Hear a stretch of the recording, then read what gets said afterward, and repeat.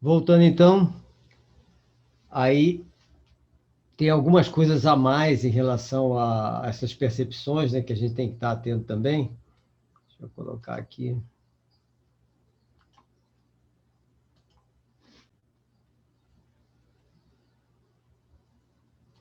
Que é a parte de outros profissionais, como a síndrome de Irlen, na parte da visão, né? Na parte da visão, nós temos a dislexia também e a síndrome de Irlen. E a dislexia, que também está, principalmente na parte de visão, né?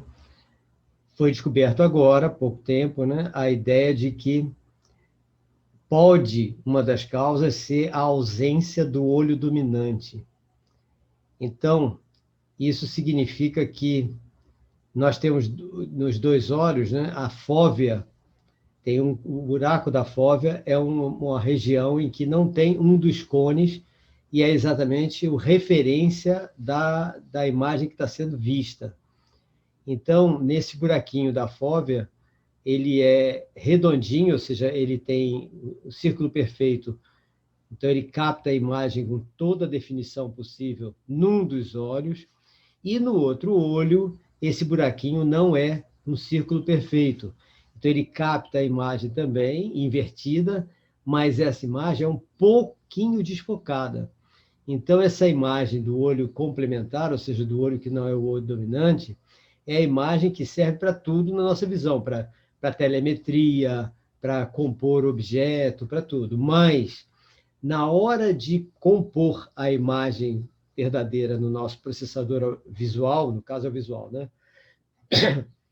O processador visual, na hora de compor, ele descarta a imagem menos focada, que é a do olho não dominante, e ele coloca a imagem do olho focado. E com isso a gente enxerga tudo perfeitamente bem. O que acontece com os disléxicos que estão sendo acompanhados por esse instituto na França?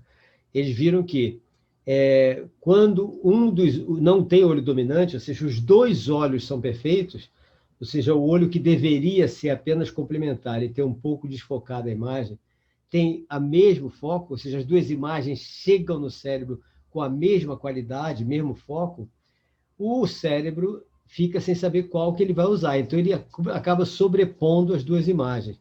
Nessa sobreposição, aparecem todas aquelas características do disléxico, de ver as imagens desfocando, focando, misturando, dançando, etc. Então, eles fizeram uma experiência em que pegaram o disléxico, primeiro verificaram se ele tinha olho dominante. Aí viram que não tem olho dominante. E ao verificar que não tem olho dominante, eles pegaram e desfocaram um dos olhos. Como? Colocando um raio laser, um canhãozinho laser, num dos olhos. O que fez? Esse canhãozinho laser desfocou a imagem desse olho. Aí o que aconteceu? Acabaram os sintomas da dislexia. Então, ainda não tem como utilizar isso na vida real, né? Isso foi feita experiência em laboratório ainda. Mas é um caminho para a gente conseguir uma cura da dislexia, não sei como, que faria para ter um dos olhos com menos qualidade de imagem do que o outro, o que precisa é só isso, segundo eles. Tá? Segundo outros estudos,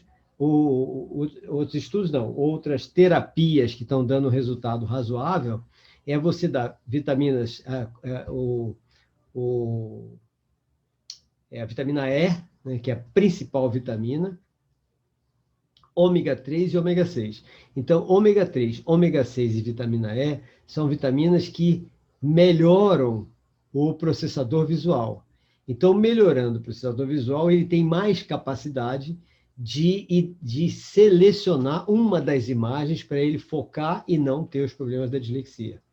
Naquele Como Estrelas na Terra, né? Como Estrelas na Terra, do filme do disléxico, o garoto foi treinado afetivamente, quer dizer, o processador visual do menino foi treinado afetivamente para ele aprender a selecionar a imagem que ele queria ver. E com isso ele foi cada vez enxergando melhor e não tendo os problemas da dislexia.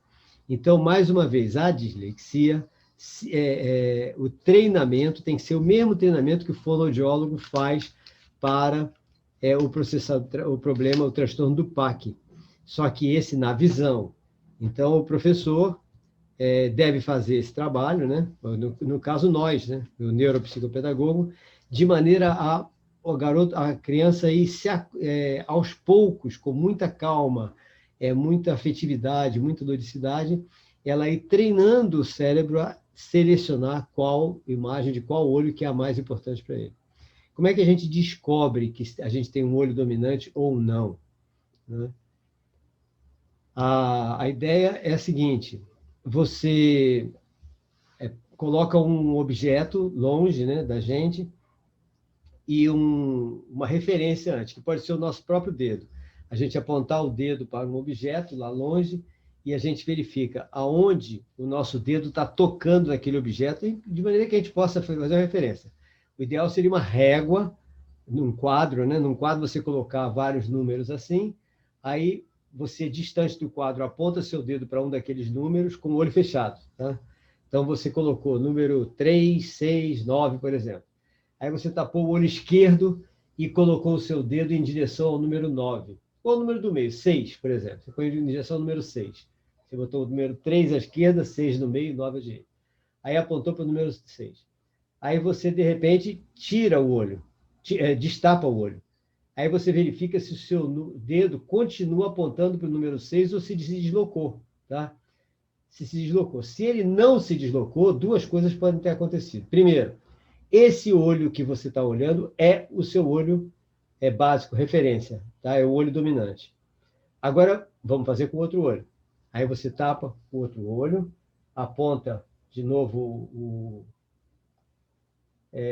o dedo, aponta o dedo para o número 3, aí abre o olho. Se deslocou, significa que esse olho não é o dominante. Se não deslocou, esse olho é o dominante. Então, com isso, a gente descobre se a criança tem ou não um olho dominante. Tá? Porque o olho dominante é o que vai, na hora que você tiver com os dois olhos abertos, é o que vai selecionar a vista que está referenciando para aquele objeto que está ali. Então, quem não tem um olho dominante tem que fazer esse treinamento, como foi feito com aquele menino no Como Estrelas na Terra, né? Então, é um treinamento em que você vai preparando o processador, as redes de processamento visual, para selecionarem corretamente a visão. O transtorno, a criança com transtorno de espectro autista, a gente tem que sempre lembrar que ela tem muito mais neurônio, muito mais redes neurais que nós. Então, para eles, é mais complexo ainda esse treinamento com fonoaudiólogo e esse treinamento que pode ser com psicopedagogo, com neuropsicopedagogo, etc., da visão, tá? Desse transtorno da dislexia, né? Agora, por quê? Porque ele tem muitos mais neurônios. Então, o trabalho Gente, eu não sabia disso. Não? Aí, pois mas a gente, é justamente isso, a gente tem que saber. Então, a gente tem que fazer isso. Esse trabalho é muito mais, precisa de muito mais dedicação do que com a criança neurotípica, por causa do excesso de neurônios, excesso de redes neurais que ele tem, né? Então, atrapalha muito o autista. Qualquer coisa que a gente faça com ele é mais demorado e mais trabalhoso por causa do número muito grande de neurônios, então isso acaba atrapalhando. Ajuda em algumas coisas e atrapalha em outras, né? Então, isso é muito importante, esse da visão da dislexia, né? E outra coisa da visão importante é a síndrome de Irlen, que também pode acometer um monte de criança desde cedo. E a síndrome de Irlen, nós precisamos que a pessoa tenha o curso de treinamento feito lá no Fundação Hospital de Quando Olhos. meu netinho nasceu, eu vou estar craque para botar meus netinhos tudo CDF. Pronto, excelente. Aprendendo com meus netinhos. Agora, agora é importante fazer o curso da síndrome de Irlen também, porque aí já fica, vira uma screener, né? Screener, que é a pessoa que deteta a síndrome de Irlen e conserta, né? O conserto é feito com óculos, com a lente, com aquela frequência que foi detetada, que é a frequência que está tendo problema na criança com síndrome de Irlen. os efeitos que a síndrome de Irlen dá na criança são semelhantes ao da dislexia. Ela fez tudo desfocado, um monte de coisa. E a pessoa que faz esse curso de screener, ela tem um kit de observação para testar se a criança está mesmo com a síndrome ou não. Então, é muito interessante que uma das psicopedagogas, formada pela Realiza até, que trabalha lá em Ribeira do Pombal, ela recebeu um menino com laudo de autista, né? Um adolescente, transtorno de espectro autista. Então, vários sintomas autistas estavam acontecendo com ele. E ela começou a desconfiar que o garoto não era autista, né? Aí desconfiou, que eu falei assim, não, foi o neuro que Será deu. que quem tem problema de vista tem olho dominante? Tem. Se não, tem dislexia. Olha, o olho dominante, todas as pessoas normalmente têm. O Aí, disléxico, que segundo a França, não tem.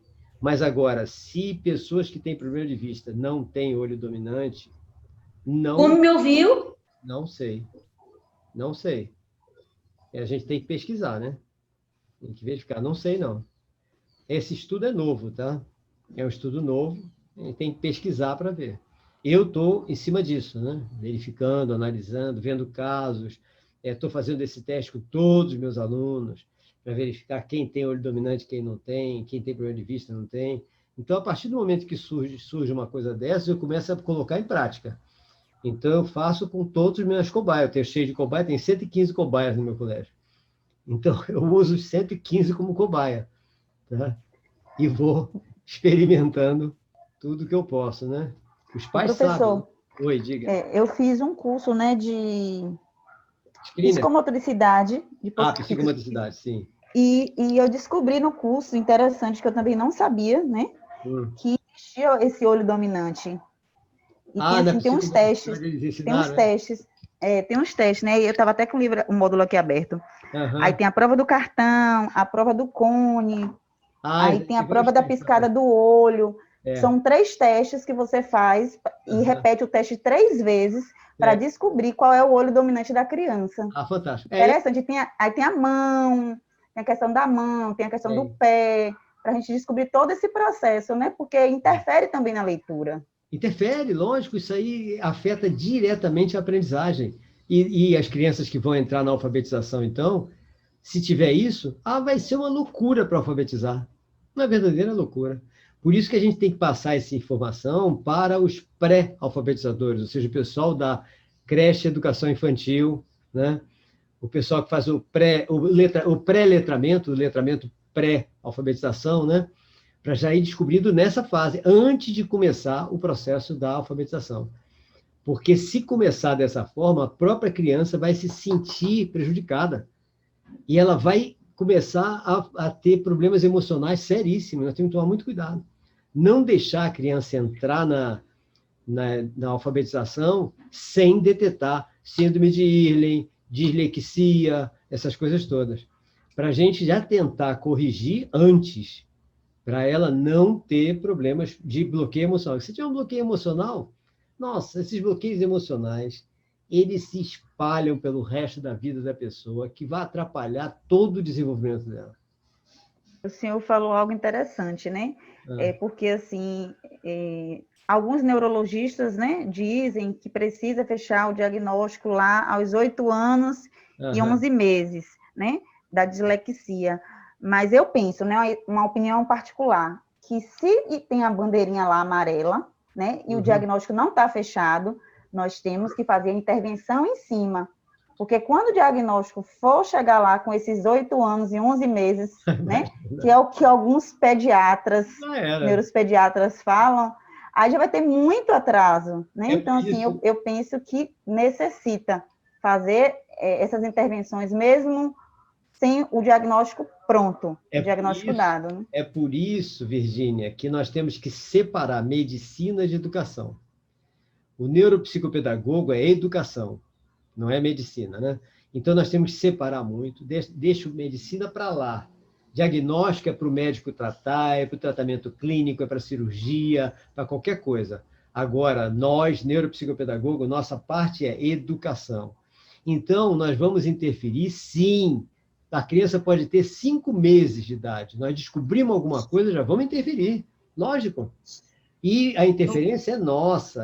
A gente vai enviar não para o médico, vai enviar para os terapeutas educadores, que é o fonoaudiólogo escolar, o psicólogo escolar. Por isso tem escolar no nome. Psicólogo escolar, né? O terapeuta ocupacional escolar, todos os que são ligados à educação. Porque aí o que vai acontecer? Vai chegar um dia, uma hora, que ele nem vai precisar de diagnóstico. Como aconteceu, foi minha live de anteontem, se não me engano, teve uma mãe que perguntou, professor, eu tenho meu filho de 14 anos, ele tem autismo, ele é Asperger. Quando é que eu digo para ele que ele é Asperger? Aí eu digo, espera aí, quais são os sintomas que ele tem de Asperger que estão atrapalhando o desenvolvimento dele, que estão provocando bullying para ele, que estão fazendo com que ele se sinta diferente, ou que estão fazendo que os outros sintam que ele é diferente? Digo, nenhum. Aí ela disse, nenhum. Ninguém percebe nada. Então, para que ele precisa saber que é Asperger? Ele é um garoto normal, como outro qualquer. Ele é uma pessoa neurotípica. Como... Professor. Oi, diga. Você levantou uma questão aí que eu venho me questionando há muito tempo também. Uhum. Porque eu percebo que as crianças que reconhecem o diagnóstico que têm, elas passam por uma ansiedade muito grande demais. E atrapalha mais do que acontece. Exatamente, demais. Atrapalha totalmente. É o rótulo, né? Rosane, o rótulo é como se a gente tatuasse na testa da criança: sou disléxico, sou autista, né? Então, o que acontece? Vai atrapalhar o desenvolvimento dela. Concordo plenamente com você. E com Virgínia, que diz que diagnóstico aos 8 anos. Espera aí, meu Deus do céu. Lógico, né? Para eles, para o tratamento clínico, para qualquer coisa, tudo bem, mas não para nós. Para nós não tem nada a ver com isso. A gente nem quer diagnóstico médico, ele não precisa de diagnóstico. A gente precisa de observação da criança para tirar todos os sintomas que estão atrapalhando o desenvolvimento dela. Nosso papel é esse. Né? Professor? Oi, diga, Mário. Tem um detalhe super importante também, que nós, enquanto educadores, a partir do momento que você percebe que a criança ela apresenta uma dificuldade para uma determinada área específica, ela já passa a ser uma criança de risco. Lógico, já preciso olhar essa criança com outro olhar. Exatamente, para nós basta isso. Né, intervir. Exatamente. Intervir. A nossa intervenção, como Virgínia falou e como você está falando agora, é imediata. Eu estou pouco ligando qual é o título que vão dar para essa criança, que rótulo alguém vai querer dar para ela. Nós não queremos nem saber. Nós queremos, sim, saber para a gente estudar o que a gente tem que fazer, lógico, né? Então, a gente estudando o autismo, a gente sabe o que tem que fazer, estudando o dislexia, sabe o que tem que fazer, mas é para nosso entendimento e nós sabemos que providência nós vamos tomar. Mas agora, esperar diagnóstico de alguém negativo, não tem nada a ver com isso. E ainda tem uma outra vertente, né, professor? Que alguns professores, alguns educadores, né? Eu também sou pedagoga, né? Uhum. Não estou aqui para discriminar ou criticar nenhum professor, mas alguns ainda só querem fazer as intervenções após o diagnóstico, após o laudo, né? Tem um papel, tem um laudo. É mais cômodo, porque eu não preciso fazer nada, eu não preciso me esforçar, eu não preciso estudar, eu não preciso fazer nada, porque eu sei que não vão trazer laudo mesmo. Então, deixa a criança ali no cantinho, peraí, põe ali no cantinho. Tem cuidador? Cuidador, leva ela lá para fora. Tá? Eu vivencio isso na sala de recursos multifuncionais. E é uma angústia que a gente fica, lógico, porque a gente quer intervir na dificuldade, não é esperar o diagnóstico chegar. Que muitas vezes o diagnóstico não chega. O pior é quando alguém chega para você, e esse alguém é o secretário de educação, e chega para a escola e diz o seguinte: nas nossas escolas só se atende a criança que tiver laudo médico. além dele estar indo contra a lei, ele é um perfeito idiota, imbecil, um dinossauro que foi extinto e não sabe que foi extinto ainda. E eu encontrei vários... Isso traz calma para o meu coração. Desculpe as colegas, viu? Porque eu estou me sentindo assim maravilhada ao ouvir suas palavras. E eu encontro esses dinossauros. Já encontrei esse dinossauro em um monte de lugar. E eu pensei que esses caras já tinham extinto, já estavam extintos. Então, não. E o pior é que alguns deles estão na Secretaria de Educação, como secretários. Aí é brabo, né? Então, a gente tem mais é que achar graça desses caras e achar, pô, eu pensei que você tinha sido extinto, rapaz. Aí ele não vai entender nada, né? Mas é isso. Então, é brabo, né? Joselita pergunta, professor, e quando as escolas não têm esse preparo, como ficam essas crianças? É exatamente isso. Nós é que temos que dar esse preparo que as escolas não têm. Joselita, as escolas não têm esse preparo. Os professores não têm esse conhecimento. Tá? Os secretários de educação dinossauros, esses, então, nunca estudaram nada disso na vida, talvez nunca tiveram numa escola, então eles não fazem a menor ideia do que é educar. Tem alguns que são educadores, né? Tem alguns secretários de educação que são professores, mas são professores dinossauros. Então, não adianta nada. Então, por isso é que nós é que temos que fazer esse papel. Agora, vai ser fácil? Não. Porque você vai lutar contra um sistema totalmente fossilizado. O nome é esse. Fossilizado. Se a gente não levar na brincadeira, porque antigamente eu ficava irritado, minha mulher fica danada da vida disso. Rapaz, leva na brincadeira. Eu digo, realmente, a gente tem que levar na esportiva. Agora, não dá muito para levar na esportiva quando você vê o prejuízo que as crianças têm. Aí é brabo, né? Aí é complicado. Quando você vai numa escola, que eu não posso mais dizer o nome, numa cidade, num estado, que eu também não posso mais dizer o nome, minha mulher não deixa, e chega lá, eu encontro vários 50, 40 autistas com 25, 30, 35 anos, totalmente destruídos, porque eles não tiveram nenhum desses cuidados que a gente fala. Tá? Nunca fizeram nenhuma intervenção não medicamentosa. A única intervenção que fizeram com ele foi dar risperidona, rivotril, aripiprazol, cloridato, fluoxetina, metilfenidato, mais nada. Destruíram a mente das crianças. Aí é complicado. Né? Só dopar, né? Só dopar. Porque aí é mais cômodo, né? É mais cômodo. Ah, meu filho não dorme. Não faz mal, toma rivotril. Ah, meu médico é ótimo. Agora eu consigo dormir, porque meu filho dorme a noite toda. Dorme não! Ele está desmaiado. Ele está dopado para desmaiar. Ele não está dormindo. Tá?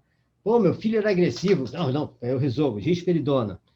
Ah, não deu certo. Aripiprazol. Ah, o médico é ótimo. Deu o remédio, meu filho não agride mais ninguém. Sim, não agride, mas também não desenvolve. Lá se vai o cérebro dele embora. Então, o pior é que essas coisas estão acontecendo aos nossos olhos, assim. Né? E nós estamos vendo o caso contrário, né? Como essa mãe que falou comigo anteontem, sei lá, que quando eu vi a filha dela inquieta, correndo para um lado para o outro e tudo, que eu segurei a menina, tem a mão na cabeça da menina, aí eu senti, né, ela assim, com a cabeça. Eu digo, a sua filha está com inflamação cerebral. O que é isso, doutor? Até me chamou de doutor, né? O que é isso, professor?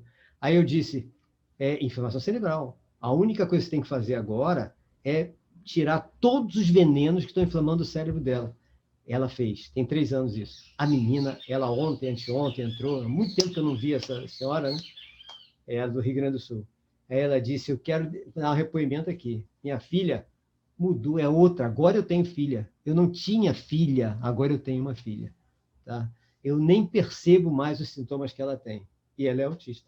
Ou seja, a gente vê as pessoas não deixarem você fazer isso, não deixarem você interferir, dizer que tem que dar remédio mesmo. Complicado, né? Então, a nossa luta não é brincadeira, não. Nossa luta vai ser grande, viu? Mas, pelo menos, quem tiver com a gente, e aquilo que vocês falaram, né? A gente tem que estar estudando o tempo todo, tem que estar se atualizando o tempo todo para ter argumentos. Porque com argumentos, para a gente poder ter o poder de convencimento, porque aí a gente vai salvar um monte de gente. Eu estou muito alegre, feliz e satisfeito, porque toda live que eu faço agora, sempre tem algumas mães que entram dizendo o resultado que aconteceu com os filhos dela nos locais que eu passei. Então, é fantástico, né? E não sou eu que trato, eu não sou médico, Eu apenas recomendo para levar para o terapeuta correto, né? Então, e também não sou... que é nutricionista, que é onde eu mais mando ir para os nutricionistas também, né? Então, o nosso papel, o papel como neuropsicopedagogo, eu tenho certeza que é o principal elemento na identificação, no primeiro tratamento e na indicação para os demais tratamentos de qualquer tipo de transtorno, síndrome, deficiência que exista em qualquer criança de qualquer escola. Então, o nosso papel é fundamental, eu não tenho nem dúvida quanto a isso, né? E, para sorte, né, tem essa sociedade que está formada já e que vai dar um tremendo suporte para a neuropsicopedagogia. Então, isso aí já é uma mão na roda, é uma coisa espetacular, né? Vai ser muito bom mesmo e, possivelmente, eles consigam grandes coisas com o Congresso Nacional, que eles já estão com lobby no Congresso também, a sociedade, né? Então, isso aí vai ser excelente, né? Então, esse é o outro, ou seja, é a dislexia, a descalculia, a síndrome de Irlen, né? Que a gente precisa estar bem atento também. Quem puder fazer, né? Tem até um cara que eu não conheço, que ele é apenas seguidor meu no meu canal do YouTube, e ele disse ontem: professor, só por sua causa, eu já me inscrevi lá no Hospital de Olhos de Belo Horizonte e já vou fazer o próximo curso de screener. Então, eu serei o screener na minha cidade. Até nem sei qual é a cidade dele. Então, ele já vai para Belo Horizonte, o primeiro curso de screener que vai ter, não sei quando é, ele já vai fazer para ser o screener da cidade dele, né? Identificação do síndrome de Irlen. Então, essa que eu estava comentando, né, de Ribeira do Pombal, ela desconfiou do autista, do garoto autista, né, de 14 anos, e começou a fazer experiência com os filtros, que ela tem o kit com os filtros coloridos, né? Aí, quando botou o filtro de uma determinada cor, o garoto: ei, peraí, eu estou vendo tudo muito bem, eu nunca vi assim, nunca enxerguei nada assim. Aí ela: opa, síndrome de Irlen. Aí, você tem certeza? Tem. Aí tirou, lê agora. Não, peraí, eu nunca vi, eu nem pensava que eu podia enxergar assim, eu nunca imaginei que eu podia enxergar assim, com essas cores, com essa definição. O que ela fez? Como a família é pobre, não deu para fazer, não tem condição de mandar fazer o tal óculos, que é só importado, né? Ela pegou a cor dessa tela e mandou comprar papéis tipo celofane, né, naquela cor. E agora, tudo que você lê, põe esse papel, põe esse filtro na frente. O garoto não tem mais sintoma de autismo nenhum. Os sintomas de autismo que ele tinha eram sintomas de irritação cerebral, semelhantes da inflamação cerebral. Então, imagina, ele ficava tão irritado porque ele não conseguia enxergar direito, ele fazia força para enxergar e tudo, aquela coisa, e com isso o cérebro dele estava o quê? Incomodado. Então, todos os sintomas autistas que são provocados pela inflamação cerebral estavam sendo provocados pela irritação cerebral dele. Isso foi bom porque ela me passou imediatamente isso. Isso é uma coisa interessante que eu peço a vocês, para vocês manterem sempre contato comigo para cada coisa dessas que vocês forem descobrindo, porque aí a gente divulga para todo mundo, né? Então, a gente já viu que irritação cerebral também causa os sintomas do autismo. E a irritação, basta a gente tirar o motivo da irritação. Nesse caso, era o quê? Ele estava irritado porque ele não conseguia enxergar direito. E ele pensava que era assim mesmo que a vida era. Quando botou o filtro, 14 anos, garoto. 14 anos. E o mais interessante, e o pior de tudo, aliás, é que quando ele foi para ela, ele estava tomando risperidona, aripiprazol, metilfenidato, cloridrato de fluoxetina e mais um, que eu não sei qual era. Aí, quando ela descobriu isso, acabaram os sintomas, aí ela chamou a mãe e disse: agora vai no médico, diz que ele não tem nada disso para o qual ele está dando o remédio. E pede para ele desmamando, porque eu não posso mandar tirar remédio nenhum, eu não sou médica, eu sou psicopedagoga. No caso, ela é psicopedagoga, não é é psicopedagoga.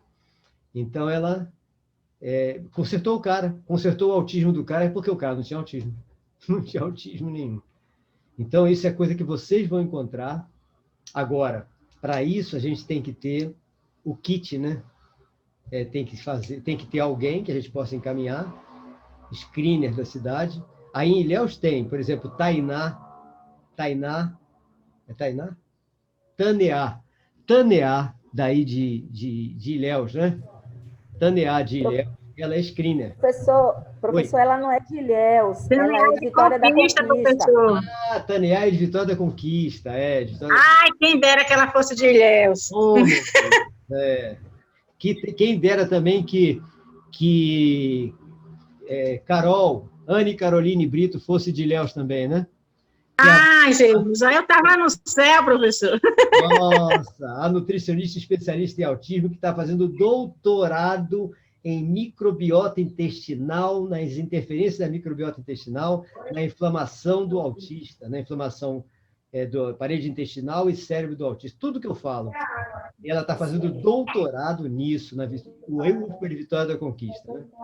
E já apresentou o trabalho dela na Escócia, na Inglaterra, nos Estados Unidos e tudo mais. De Vitória da Conquista. UFPA, Vitória da Conquista.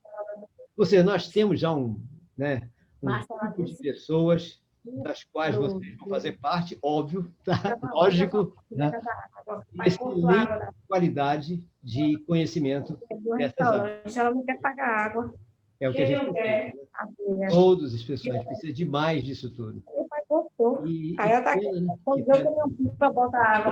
Agora, a pena que Taneá não é daí, né? Porque ela é screener. Mas tem screener aí, deve ter screener aí. Deve ter alguém, tanto em Ilhéus como em Itabuna, com esse curso do Hospital de Olhos de Belo Horizonte. Se não, é uma boa que algum de vocês que tem essa possibilidade faça esse curso, né? Porque o screener é uma necessidade. A gente tem que ter alguém que seja screener na área. Agora, é importante vocês entrarem no site lá do Hospital de Olhos de Belo Horizonte e verificar Ilhéus, Itabuna, porque tem lá todos os nomes e telefones, endereços eletrônicos de todos os screeners de todas as cidades do país inteiro. Aí já. Ela colabora direto com a Pai de Ilhéus, né? Taneá. Fantástico. E eu conheci Carol por Taneá, a nutricionista, né? E eu estou fazendo justamente tentando ver se eu consigo mais nutricionistas como Carol, né? Espalhados por aí para a gente poder indicar. Ela é fantástica. Ela tem todo, o processo dela em relação ao autismo é perfeito, perfeito mesmo. Então, quem precisar indicar nutricionista em Vitória da Conquista já sabe. Anne Caroline Brito. Anne com 2 N's, Caroline com K, Brito, tá? Que é a doutoranda Anne Caroline Brito, que vai ser um dos expoentes do autismo do Brasil, será Carol. Já é, né? Já é. Aí nós vamos ter mais um. É o doutor Aderbal Sabrá, no Rio.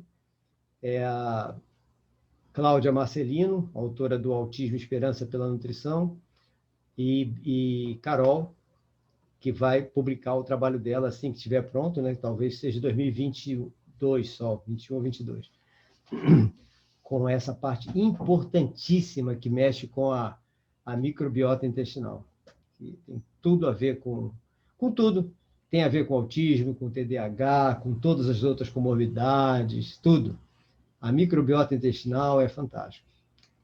É uma outra preocupação nossa, tá? É estar atento ao parte da microbiota intestinal também. Por quê?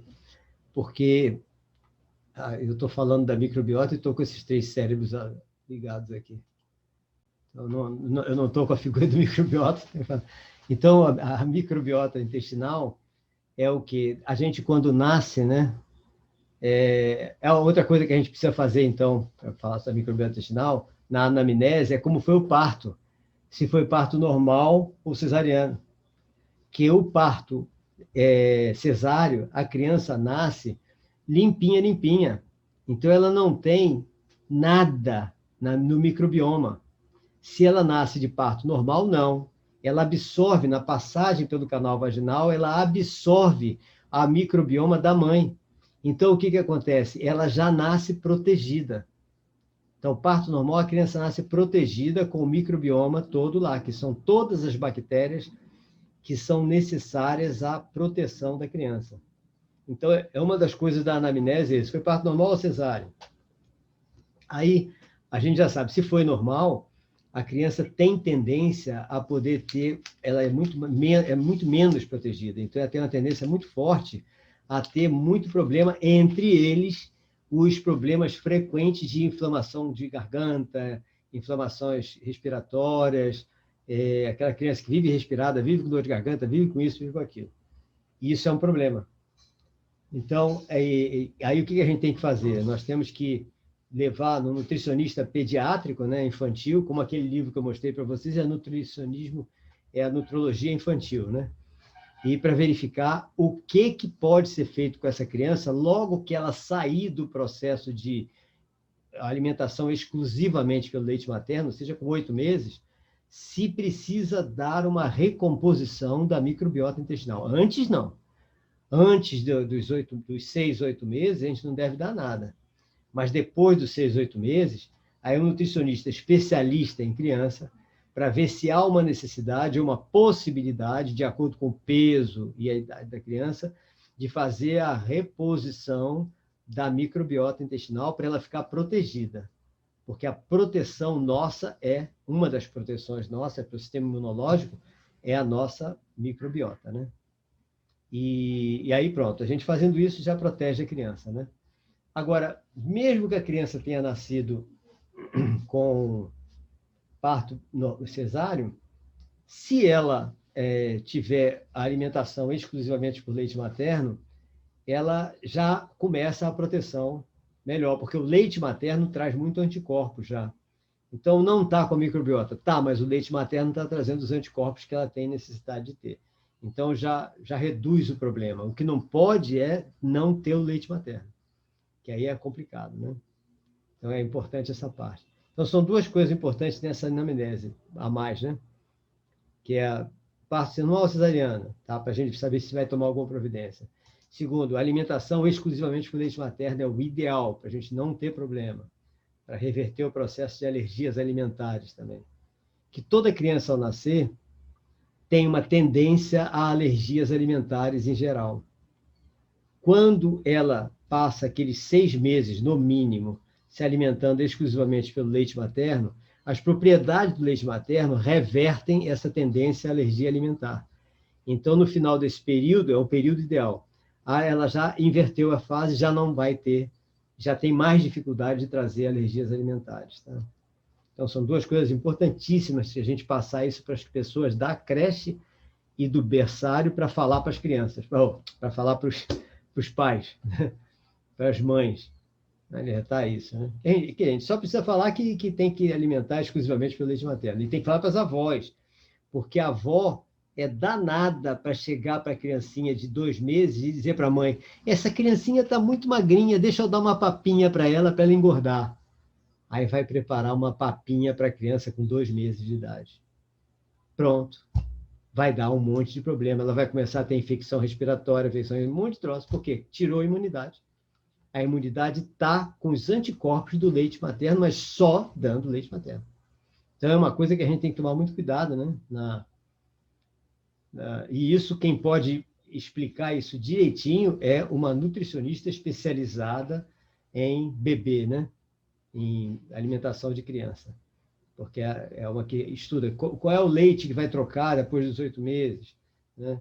A criança tem sintomas semelhantes ao TDAH ou autismo. Se ela tem algum sintoma semelhante, nós não vamos poder trocar o leite materno por leite de animal. De jeito nenhum. A gente vai ter que trazer outro tipo de alimentação, leite de cereais, coisa assim, porque aí a gente vai provocar a inflamação cerebral na criança. Então, tudo isso a gente tem que estar muito atento. A Vitória diz que alergias e intolerâncias alimentares causadas por essa falta de anticorpos, exatamente. E a gente sabe que os anticorpos estão tanto na microbiota intestinal como no leite materno. Então, a gente tem que ensinar isso para os pais, né? Que estejam com a gente, para que não tenha problema com os filhos, né? Essa parte é importante também. Então, deixa eu ver aqui, onde é que eu estava? Eu não perdi a sequência aqui.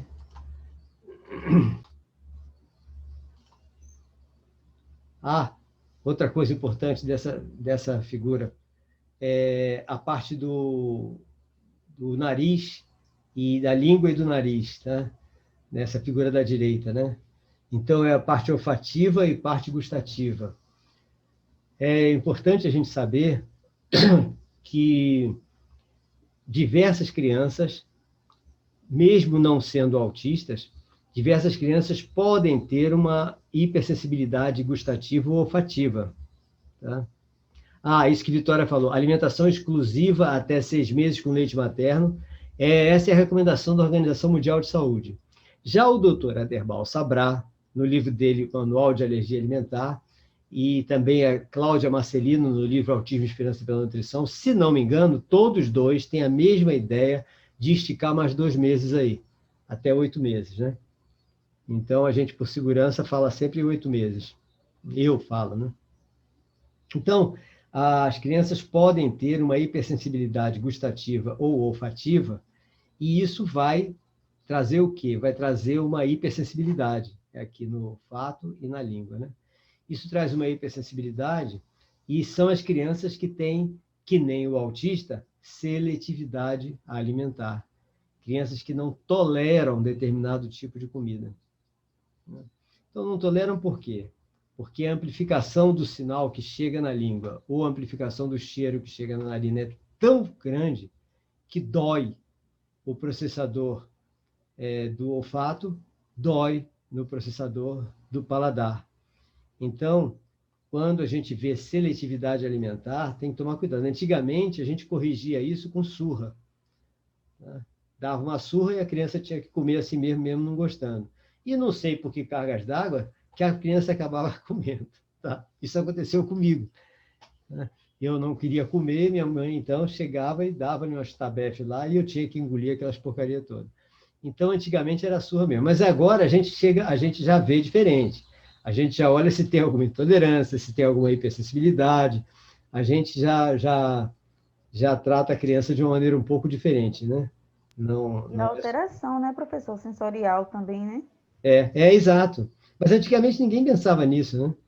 Achava que a criança não quer comer, mas tem que comer, que se dane. Então, dá-lhe uma surra, enfia pela boca dentro e está acabado. E comia, e as pessoas comiam, né? E às vezes é confundido também o autismo só porque a criança tem uma seletividade alimentar. Pois é, e tem criança que muitas vezes não tem o autismo, mas tem essa alteração sensorial na alimentação, né? E tem autista que não tem a seletividade alimentar. Ou seja, a gente tem todos os casos, né?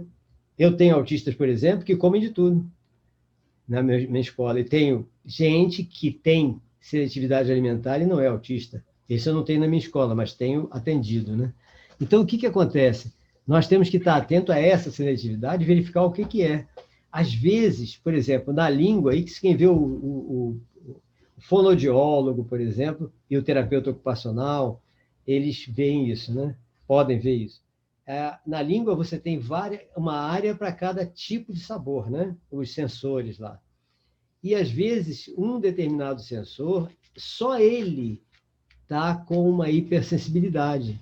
Então, se a gente fizer testes, que isso o nutricionista pode fazer, né? Fazer testes com tipo de comida, né? Comida mais azeda, menos azeda, mais amargo, menos amargo, mais salgada, menos salgada, mais doce, menos doce. Aí você pode detectar qual é a que atinge esse sensor.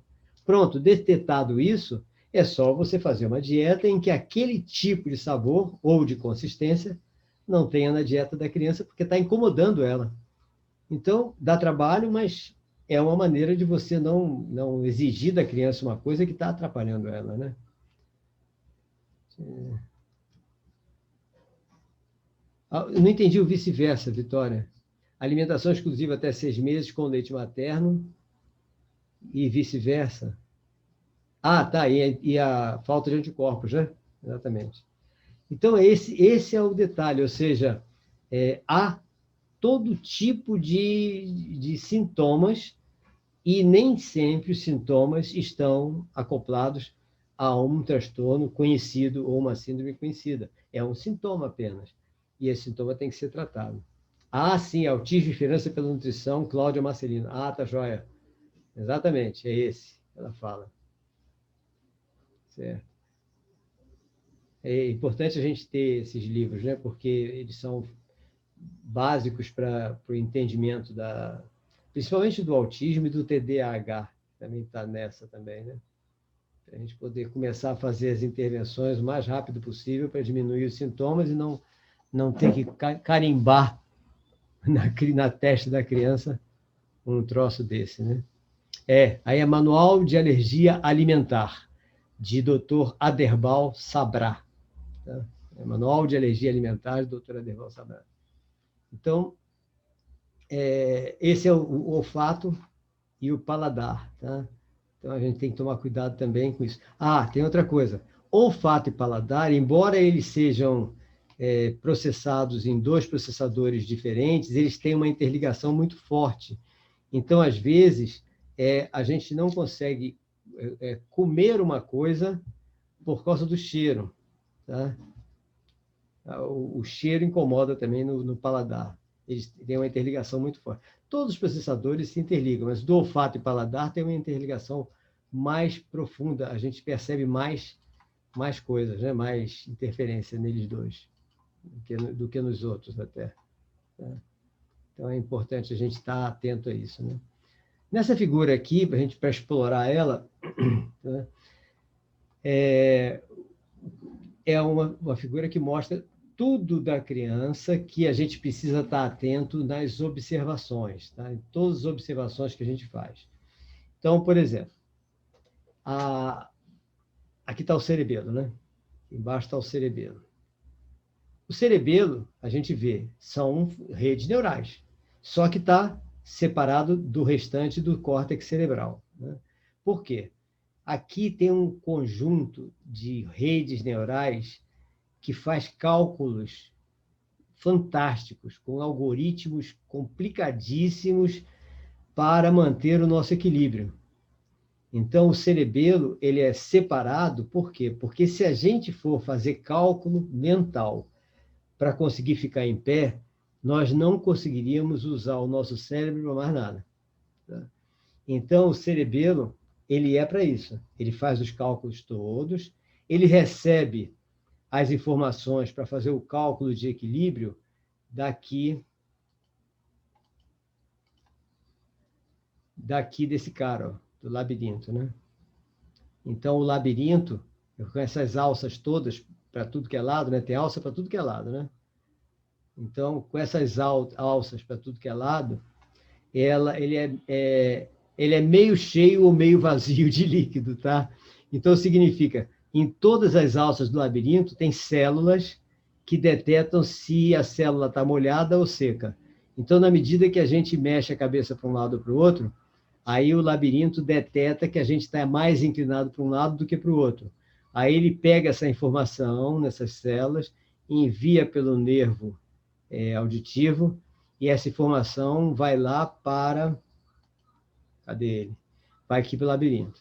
Ao chegar no labirinto, o labirinto pega aquela informação e faz todos os cálculos e chega a uma conclusão. Opa, tenho que mandar mais força para o braço esquerdo, para a perna esquerda, para o lado direito, minha esquerda. Aí ele manda esse comando diretamente para o córtex motor, que é esse aqui, verdão, o córtex motor primário. Tá? Então, ele manda para aqui para o córtex motor primário. Tá? Essa é a área motora, né? Toda a área pré-motora, e aqui o córtex motor primário. Então, ele manda para o córtex motor primário, e essa ordem que ele manda, comanda diretamente e sem passar pela nossa consciência, comanda diretamente nosso braço, nossa perna. Então, a gente se equilibra sem saber que nós estamos nos equilibrando. Então, você está em pé, você está pensando que você está em pé e que é facílimo ficar em pé. Porcaria nenhuma. Só é fácil porque você não está precisando fazer os cálculos que o cerebelo está fazendo sozinho. Se você fosse fazer esses cálculos, você caía. Levava um tombo, caía, não ficava em pé nunca. Tá? Mas como é o cerebelo quem está fazendo, ele manda a ordem direto, comanda os seus músculos e fica em pé. Então, o que a gente precisa fazer com a criança para que ela realmente consiga transferir só para o cerebelo o comando de equilíbrio dela? Muita estímulo de equilíbrio. Então, fazer um monte de exercícios de equilíbrio. Então, isso é uma coisa que a gente tem que orientar os professores para que, na rotina de tarefas e lúdicas da criança durante o dia, desde a educação infantil, desde que a criança começa a andar, né? Fazer exercícios de equilíbrio. Porque quanto mais rápido esse elemento estiver totalmente desenvolvido, menos esforço estará jogado para o córtex cerebral, melhor o desenvolvimento cognitivo da criança. Então, fundamental exercício de equilíbrio na criança desde cedo, desde pequenininho. Muito exercício de equilíbrio. Tá? Isso é para nós também. Ou seja, a vida toda é importante que nós façamos exercícios de equilíbrio. Para quê? Para manter o nosso cerebelo em funcionamento perfeito e liberar o cérebro para nós podermos pensar do resto, nas outras coisas, poder estudar, poder desenvolver, ter mais memória, tudo, né? Então, se a gente não tem esse desenvolvimento, e muita gente não tem esse desenvolvimento, né? Exatamente, estimulação sempre, exercício de equilíbrio, criar rotina disso. Então, eu tenho colocado o seguinte, todo mês, estímulo principalmente de um elemento sensor, visão, paladar, olfato, mas equilíbrio a vida toda. Todo dia fazer um exercício de equilíbrio qualquer. Equilíbrio tem que ser constante, tá? E se a gente puder fazer também, é melhor, né? Sempre fazer uma rotina de exercício de equilíbrio. Colocar na nossa rotina diária, tá? Exercício de equilíbrio. Porque aí o cérebro inteiro agradece, tá? Que vai ser fantástico para o cérebro, para seu raciocínio, memória, tudo, né? É muito importante isso. Então, essa é uma das coisas mais importantes que eu considero. Agora, repare o seguinte. Então, o córtex motor, que é o nosso córtex, né? Que ele começa a se desenvolver quando a criança está chegando a 8 meses, 9 meses, 10 meses, ele começa a fustigar a criança para começar a usar a musculatura, né? Para começar a engatinhar e tudo, é esse cara aqui. Então, a criança, quando está se mexendo e começando a querer engatinhar e tudo, ela está ativando todo o córtex motor com a vontade dela. Então, o córtex motor recebe comando da própria criança, da vontade da criança, e inconscientemente recebe comando do cerebelo também. Tá? Então, é uma área que recebe 2 comandos ao mesmo tempo, e um não interfere no outro. Tá? Um não interfere, recebe 2 comandos ao mesmo tempo. Então, vai um comando para o braço, ao mesmo tempo do comando que a criança manda, ou que a gente manda, vai também o comando para o braço do equilíbrio. Tá? E se por acaso algum desses comandos está errado, por exemplo, vamos que aqui, vamos voltar ele aqui, vamos que o labirinto está com uma inflamação crônica em algumas células aqui. Se tiver com inflamação crônica, significa que algumas células não vão funcionar direito. Tem inflamação que dói, é a tal da labirintite, né? Mas tem inflamação que não dói, apenas a célula não funciona direito.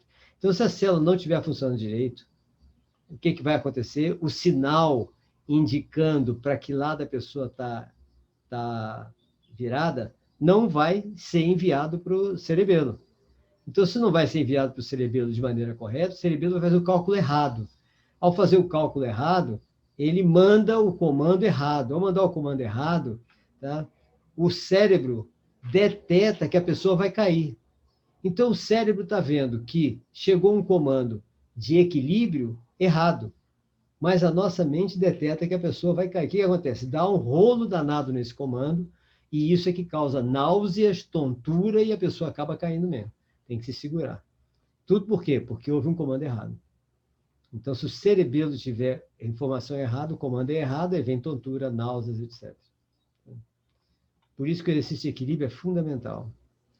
Um bom cerebelo, a pessoa nunca vai ter tontura, náuseas por tontura, nada disso, né?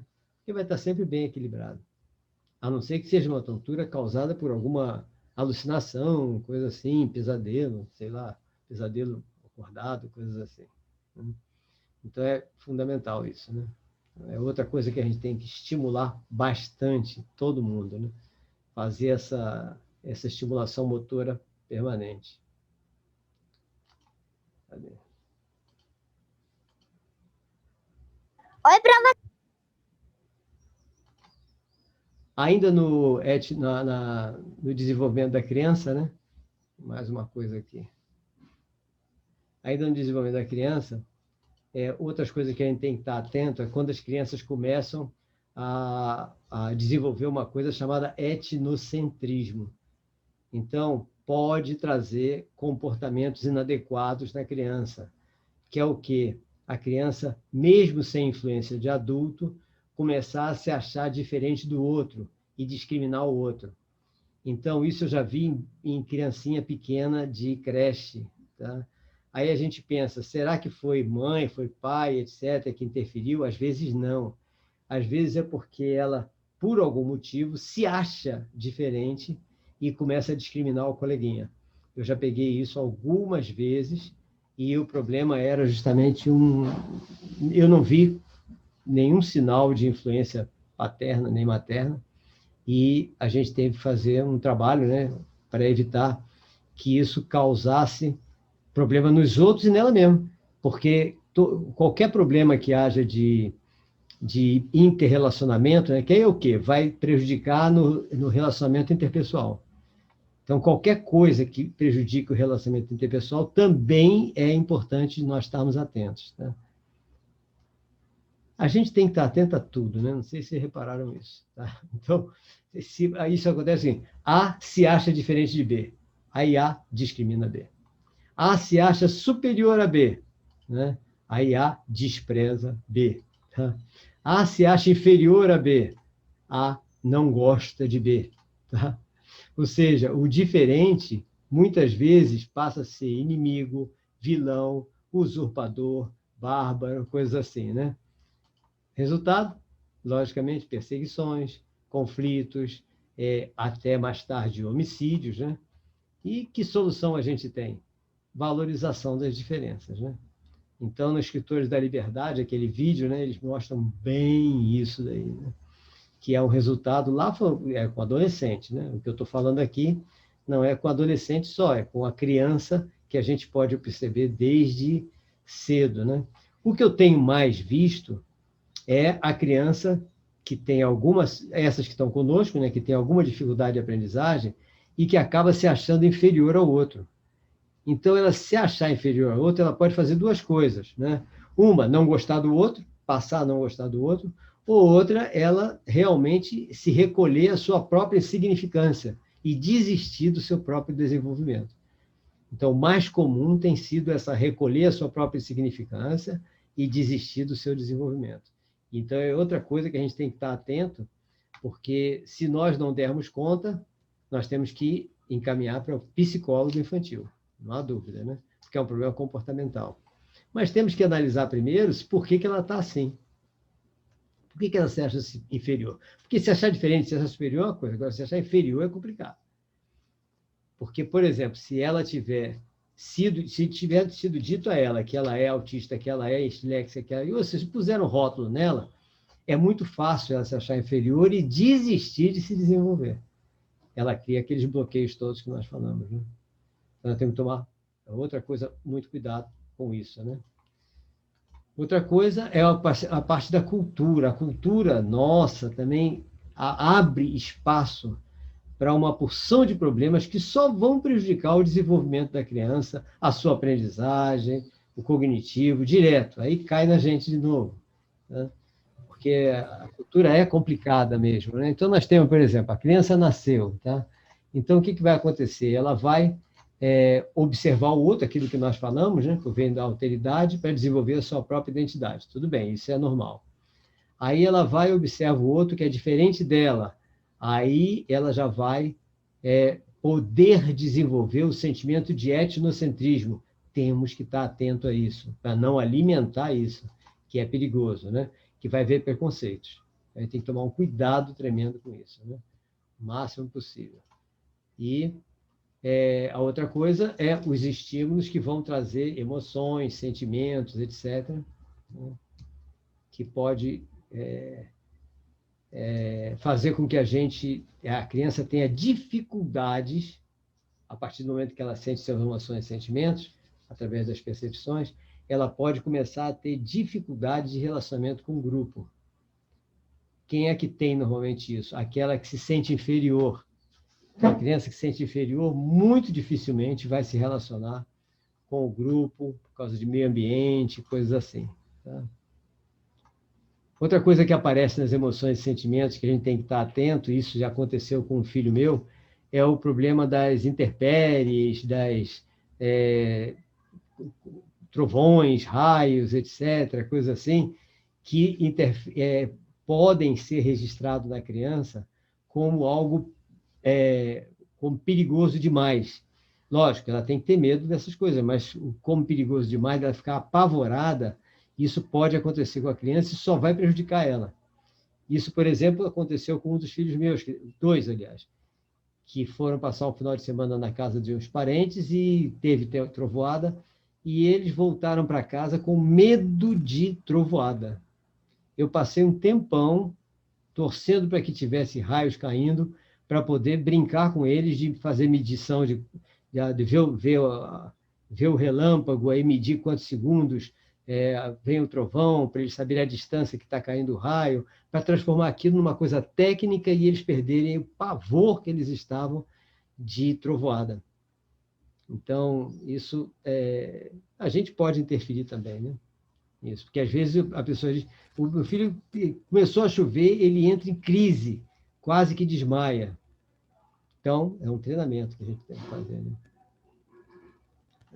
É um medo, né? Que acaba criando um monte de problema, crenças limitantes, superstições.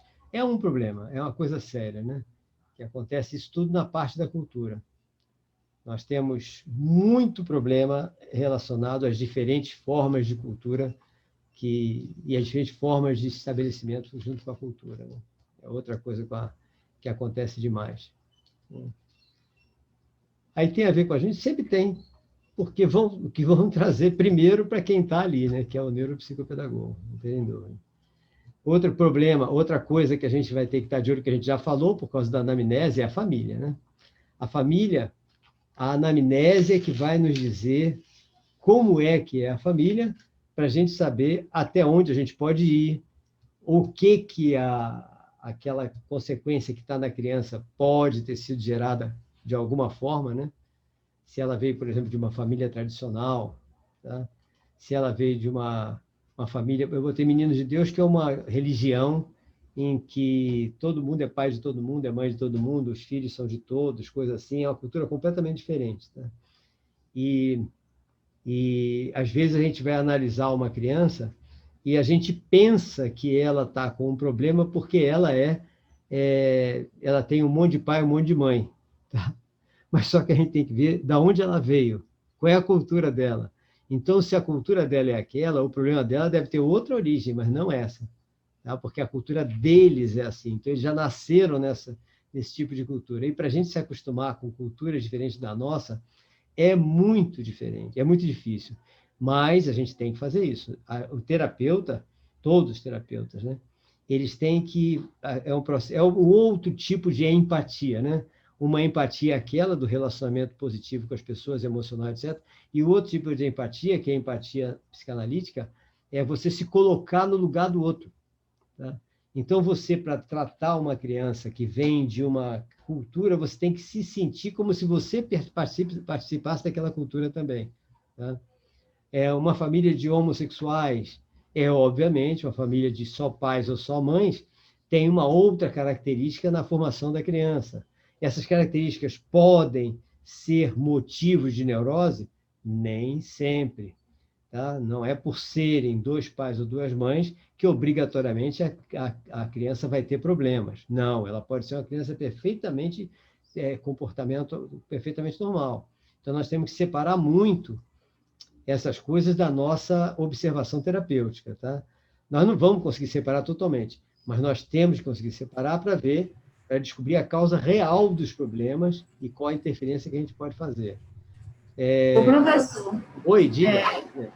Outra coisa assim, que eu observo muito, às vezes a gente foca muito na criança que tem uma baixa autoestima, né? Que ela tem, às vezes, timidez, mas também a criança que tem a necessidade de ser sempre melhor do que os outros, de estar sempre na competição excessiva, ela também apresenta alguns problemas em alguns momentos.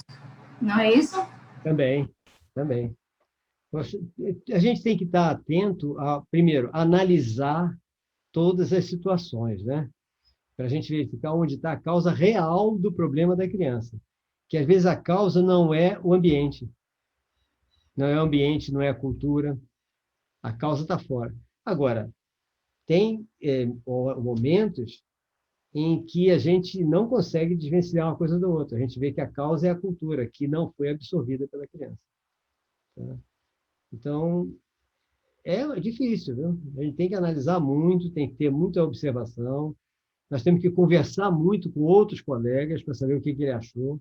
Nós temos que ter a humildade de saber que nós não sabemos, logo de cara, né? A humildade de saber que nós não temos condição de analisar de cara e chegar a uma conclusão que você possa dizer, eu estou certo. Muito difícil. São muitas situações diferentes, né? E cada criança, crianças diferentes, na mesma situação, têm percepções, sentimentos, emoções diferentes. Tá? Mesmo que sejam irmãos gêmeos até. Então, a gente tem que analisar individualmente mesmo cada coisa dessa. E temos que saber que existe um monte de situações diferentes mesmo, que a gente tem que estar atento, né? Essa outra Etiópia, grupos Nuer, etc., são culturas, algumas culturas diferenciadas, como a cultura que a mãe é a matriarca, né? E o homem só serve para procriar, então ela só usa o homem para procriar, ela é que e os filhos são acostumados a isso, né? Tem coisas interessantíssimas, né? Tem família de acordo político, tem família de acordo econômico, essas são as mais complicadas, né? Que era antigamente, né? Antigamente era isso, acordo político, acordo econômico, as famílias. Então, o casamento era por acordo político ou acordo econômico.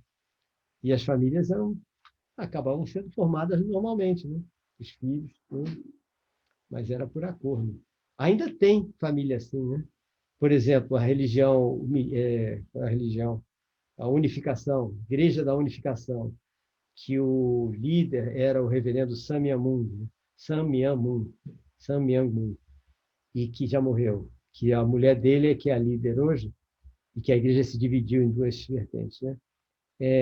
O casamento de todos os membros da igreja, que são milhões espalhados pelo mundo todo, é dirigido por acordo religioso. Então, quem determina quem vai casar com quem é o chefe da igreja. Ninguém pode escolher o parceiro para casar. É ele que escolhe tudo. Então, são coisas que... Como é que vai ser a formação dessa família? Será que existe um relacionamento, uma relação interpessoal, sei lá? A gente não pode... A gente tem que separar isso do tratamento que a gente vai fazer da criança. É isso, para a gente saber que tem tudo diferente, né? Todas as diferenças. Ainda na família, nós temos aí a família como base, né? A família é que mantém realmente a cultura do grupo, né? É o que deveria manter a cultura do grupo, ou cria uma cultura específica, né? A própria família, né? Com hábitos internos, né? E todos dois, com hábitos internos. É por isso que eu recomendo sempre, né, que as pessoas desenvolvam a rotina a gente tem que passar isso para os pais, né, no treinamento parental, a rotina de conversa em casa, aberta, clara, né, pais, filhos, pelo menos uma vez por semana, para poder trazer um equilíbrio emocional. Esse equilíbrio emocional traz realmente uma facilidade muito grande para o desenvolvimento dessas crianças. Mas isso precisa ter esse hábito, a gente criar esse hábito, né? Então, isso é uma coisa muito bacana, tá? Que a gente necessita. Então, são o quê? Hábitos, rituais familiares e que passam a ser costumes. Então, é uma coisa que a gente tem que orientar, né? E que, virando tradição, ótimo, não tem nem dúvida, tá? E a família realmente é o mecanismo de manutenção da ordem social, mecanismo de apoio emocional, né, e afetivo, mecanismo de estímulo ao crescimento, tudo isso a família é, né? Mecanismo gerador de neurose também. A depender da família, ele é o primeiro elemento gerador de neurose, tá? E a gente recebe isso em sala de aula. Por exemplo, Essas pessoas que eu vou ter que atender lá em Ceaba, na Chapada Diamantina, elas estão totalmente neurotizadas, ainda bem que a neurose está agora, né? Por causa da família. A falta de relação familiar saudável. Então, é um problema sério. E uma dessas pessoas já tentou até o suicídio. Então, o que acontece? Nós acabamos tendo que, querendo ou não, interferir na família. Não tem jeito. Nós temos que interferir. Porque o que a gente vai fazer? Você vai pegar uma pessoa dessa que está pedindo socorro, tá, numa escola, e vai atender. Tudo bem. Aí você deteta que o problema é o relacionamento incorreto dela com o pai e com a mãe, ou com o pai ou com a mãe. Um ou com o outro ou com os dois. O que adianta você preparar ela para tolerar isso? É uma coisa que a gente pode fazer, não há dúvida. Em último caso, a gente só faz isso. Mas o mais eficaz é você preparar os pais para entenderem a forma de relacionar com eles. Tudo que a gente já tem falado até agora, né? Exatamente isso. Que é a parte antropológica relacionada à família, como mantenedora do grupo. E a gente vai ter muita coisa como essa. Nossa Senhora! O tempo todo a gente tem os problemas das questões culturais, as questões disso. E o mais interessante é que eu insisto muito, né, na criação de uma tradição de uma reunião semanal com a criança, com todo mundo. Né? Ele desliga a televisão, desliga o celular, desliga tudo e vamos reunir para bater papo. Eu insisto demais nisso.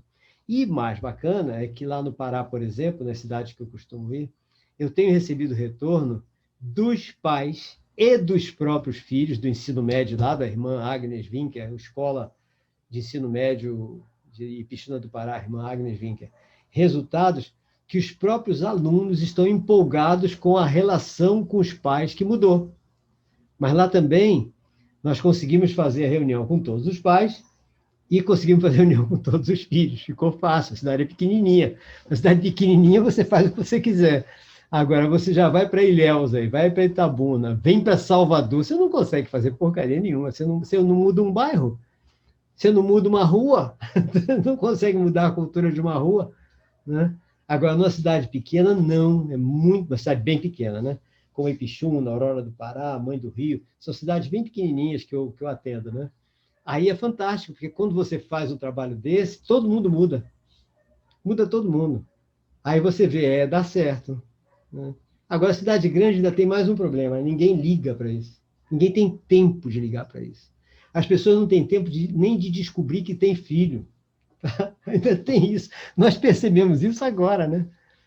Exatamente. A escola e a família constituem um elo forte para enfrentar os desafios do desenvolvimento global. Exatamente. Só escola não funciona, realmente. Tem que ter essa ligação. E nós temos que ter essas 3 ligações, né? Escola, família, nós, escola, família e os terapeutas especialistas. Nós temos que lembrar sempre desses caras, para a gente não deixar eles soltos, não. Temos que guardar todo mundozinho lá na nossa agenda, escrito esse presta, esse não presta, esse é para isso, esse é para aquilo, para que a gente possa ter um atendimento bom, né? Possa atender bem as coisas.